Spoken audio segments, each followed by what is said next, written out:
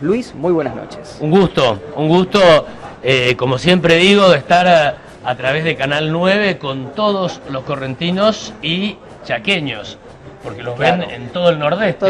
Exactamente. Impresionante. Y en la fiesta de la democracia, debatir es la esencia misma de la democracia. Si algo caracteriza a un régimen democrático comparativamente con alguno no democrático, autocrático, es la posibilidad de tener libertad de expresión, de debatir ideas, de expresar puntos de vista, de discrepar, de acordar y de no acordar. Esa es la esencia de la democracia. Y hoy esa fiesta va a estar aquí en Resistencia para todos los chaqueños. Un debate que podemos decir es un patrimonio aquí de la provincia del Chaco, porque no todas las legislaciones, no todas las provincias tienen esta posibilidad. Han establecido una ley específica que justamente le permite la posibilidad tanto a legisladores como a los candidatos a gobernador de difundir sus propuestas a la sociedad. Bueno, es impresionante cuando uno viene, yo vengo desde Buenos Aires, ¿no? Tengo origen mendocino. En Mendoza existe una tradición de debate, pero en otras provincias, tal cual decís vos, no está tan arraigada la idea de debatir, mucho menos organizada así sistemáticamente por ley, claro. Con tanta, yo te diría, institucionalidad. Y eso es muy sano y muy bueno. En el mundo entero, te diría, son cerca de 100 países los que tienen organizados por ley o por algún otro tipo de normas los debates presidenciales. Exacto. Y debates de otros cargos de otras jurisdicciones más inferiores que al presidente. Pero es poco común que en provincias en la Argentina tengan tan organizado como aquí en el Chaco este tema. Luis, y me gustaría un poquito ahondar en la historia de este debate, ¿no? Quizás muchos conocen, quizás otros no, pero siempre viene un poquito de historia. ¿Cómo nace un debate? Justamente el debate, ¿no? ¿Dónde nace? ¿Cuáles son sus orígenes? Para contarnos e informarnos respecto a esto. Bueno, el debate como se entiende, como lo entendemos ahora, este debate con formato de programa de televisión, con grandes ratings, audiencias, candidatos maquillados, entrenados, con preguntas muy precisas y respuestas también muy precisas y mediciones de la opinión pública inmediata. Ese concepto es un concepto, como casi todos los que tienen que ver con el marketing electoral, con la estrategia electoral, de origen norteamericano. Se originaron en la década del 60, ahí nomás aparece la televisión. Los norteamericanos incorporaron esta herramienta muy moderna en ese momento de comunicación para poder trasladar esa discusión interna habitual en la democracia estadounidense a los hogares norteamericanos. El debate por excelencia, que tal vez marca un punto, yo te diría, de inflexión en las campañas electorales, fue el debate entre el expresidente Kennedy y el expresidente Nixon. Kennedy versus Nixon. Siempre se dice ahí que Kennedy le ganó la elección a Nixon, que era un político absolutamente entrenado, con respaldo territorial, con muchísima experiencia. Kennedy, un joven, novato, le ganó la presidencia por el debate. Y en gran parte, ¿sabés qué pasó? ¿Qué pasó? Se maquilló Kennedy. Nixon dice, no, ¿cómo me voy a maquillar? Soy hombre. Claro. Bueno, al maquillarse, Kennedy se adapta a las normas de este medio, de la tele.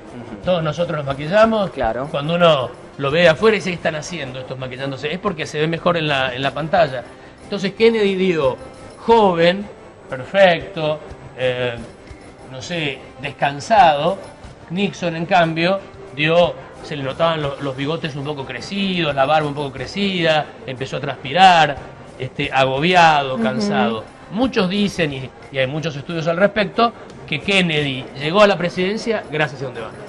Qué importante esto. Y también el debate, lo relevante, Luis, no sé si coincidís conmigo, es lo que se dice y también lo que no se dice, a través de las posturas, los diferentes gestos, las actitudes que se asumen frente a determinado tópico o pregunta. Bueno, claro está muy ya prácticamente generalizado, demostrado, te diría, científicamente, que el voto no es una decisión que se toma con las áreas del pensamiento racional del cerebro. Sí. El voto está prácticamente comprobado, es una decisión emocional, en la que interviene, por supuesto, la razón, pero que se decide casi emocionalmente el voto. Y para poder tomar una decisión emocional uno tiene en cuenta no necesariamente el lenguaje verbal, lo que se dice, cómo se lo dice, sino todo el componente general de la impresión que uno tiene de otra persona y cómo repercute eso en tu emoción. Claro. Las emociones son contadas con los dedos de la mano, y en los debates hay que despertar alguna de esa emoción, no solo en los que te rodean aquí en esta sala del Hotel Amerian, sino fundamentalmente en los miles y miles, tal vez cientos de miles de personas que nos estén viendo desde el otro lado. Ahí va el mensaje, a la emoción de esa gente que después se traducirá en voto. Totalmente. Y también supongo, ¿no?, que lo que es el debate influye mucho también en el comportamiento de la audiencia, los futuros votantes, como también en el comportamiento del político. ¿Se pone nervioso? ¿En qué influye? ¿Cómo maneja el discurso el político? Influye muchísimo. Sí. Ahora, ¿quién gana el debate?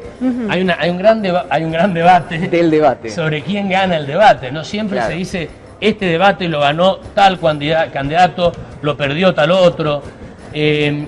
A ver, uno puede sacar rápidamente una conclusión a través de las mediciones de opinión pública, que son muy comunes ahora, y decir, X% de la audiencia sostiene que quien estuvo mejor en el debate fue tal o cual. Ahora, ¿ese ganó el debate? No necesariamente, porque los estrategas de las campañas saben que gana el debate aquel que consigue sus objetivos electorales. Es decir, si vos lográs, cualquiera de los candidatos que vamos a ver dentro de un rato, logra retener el voto que ya tiene, no pierde voto, porque se puede perder voto en un debate, Sí. podés perder parte de tu base electoral. Exacto. Entonces, si vos lográs retener el voto que ya tenés y cautivar a un X porcentaje de indecisos, capaz que ganaste el debate sin que la conclusión de todo, cuando se pregunta quién ganó el debate, Sí. te dé como ganador del debate. Se entiende. Es decir, hay que no tentarse de tratar de ser un buen actor. Claro. Hay que ser un buen estratega en un debate. Y tampoco avasallar, no querer dominar, porque justamente en este contexto es donde también se puede perder. Bueno, porque no necesariamente el electorado vota a aquel más enérgico, a veces sí, a veces no, depende del momento. Claro. A veces la humildad es un valor que despierta ciertas emociones y es lo que el electorado necesita en ese momento, alguien más humilde. Claro. Y entonces ese humilde, naturalmente en un debate con otros, con alguno no muy humilde, tal vez quede avasallado, ahora sale triunfante del debate. Claro. ¿Y qué pasa con, mal hablado, no las chicanas, estos idas y vueltas? ¿Influye en el votante, en el debate propio? ¿Es bueno, es malo? En general, en toda la comunicación política siempre se recomienda que si se agrede hay que contestar. Eso de pongo la otra mejilla es bueno para, no sé, para consagrarte sacerdote en una religión que predica la bondad. Ahora, para ser gobernador del Chaco o encabezar la lista de diputados provinciales del Chaco, yo no recomendaría eso. Si te agreden, te atacan, te endilgan algo, tenés que contestar. Pero en general dentro del mismo nivel, no sobreactuar, no responder a una chicana con una cachetada, digamos. Claro. Es decir, no hay que escalar el conflicto, pero tenés que contestar, porque si no contestás, concedés.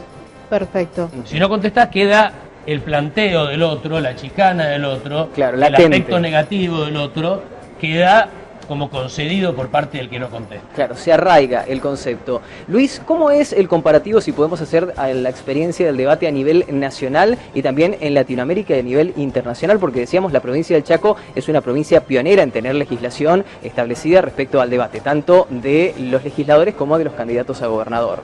Bueno, una vez que se establece el debate, en general se establecen normas muy precisas de cómo instrumentar el debate.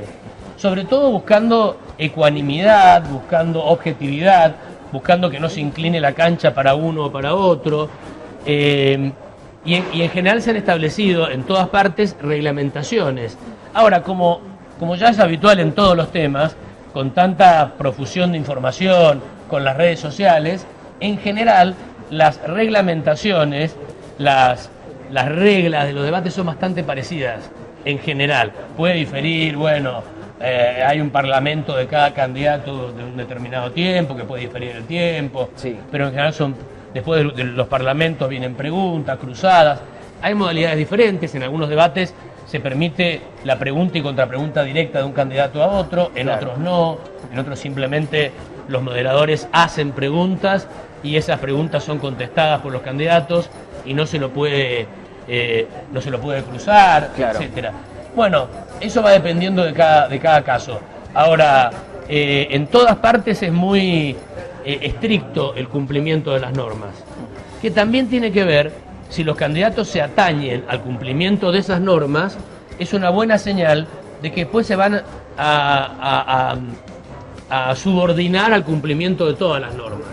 Uno rebelde que no cumple la norma del debate, probablemente después en el gobierno no cumpla ciertas normas. Ahora, perdón Luis, internacionalmente, ¿hay sanciones ante el incumplimiento de la normativa, de la reglamentación? Y depende, es muy difícil de implementar. Puede haber sanciones, en algunos casos, si hay una sucesión de debates, quien incumple flagrantemente las normas de un debate, tal vez tenga alguna sanción para con el debate siguiente, ¿no? Claro. Y eso puede ser un daño importante en la performance electoral de ese candidato. Bien, Luis, y último para cerrar y redondeando, ¿cuál es cómo ves el comportamiento de los argentinos, teniendo en cuenta que también se viene el debate presidencial? ¿Cómo ves, puede hacer un análisis así en general? Bueno, una elección absolutamente sorpresiva y con un electorado muy volátil, muy volátil. La variación que hubo desde las campañas provinciales a la campaña nacional ha sido impresionante en cuanto a espacios políticos.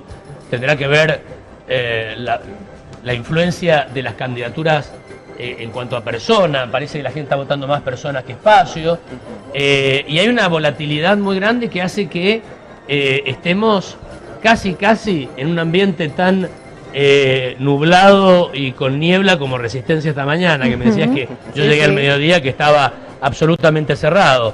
Bueno, así está el panorama electoral de la Argentina.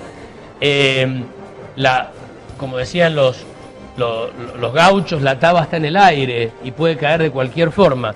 El país está dividido en 3 tercios. En el escrutinio definitivo quedó bien claro que las diferencias son muy exiguas entre uno y otro, uno, otra y otro, de 1,5 puntos, algo así, 3 puntos o 2,5 entre el primero y el tercero, realmente todos en la misma franja, y bueno, con además una imposibilidad de tener brújula, al no existir ya casi el instrumento de medición de las encuestas, que está de verdad descartado casi. Sí, que todas han fallado en el último tiempo. Todas han fallado por 2 o 3 razones y sintetizo. Por una parte, les es muy difícil a los encuestadores acceder a la opinión del encuestado, porque había 3 o 4 métodos para hacerlo. Nadie te abre la puerta de la casa por una encuesta presencial domiciliaria. Nadie atiende el teléfono fijo en la casa. Claro. ¿Quién atiende el teléfono fijo en la casa? Nadie. Y el celular, cuando te empiezan a llamar, rápidamente lo mandás a no sé dónde, al que te interfiere allí. Y después, si logran que los atienda quien necesita que lo atiendan, es decir, alguien de clase media, de tal edad, de tal lugar geográfico, en general te miente, porque tienen ganas de mentir los electorados, de decir cualquier cosa, decir voy a votar al payaso Plim Plim para no sé qué. Claro. Y bueno, entonces los encuestadores están en una crisis enorme, no porque sean malos, sino porque se les complicó el instrumento de medición.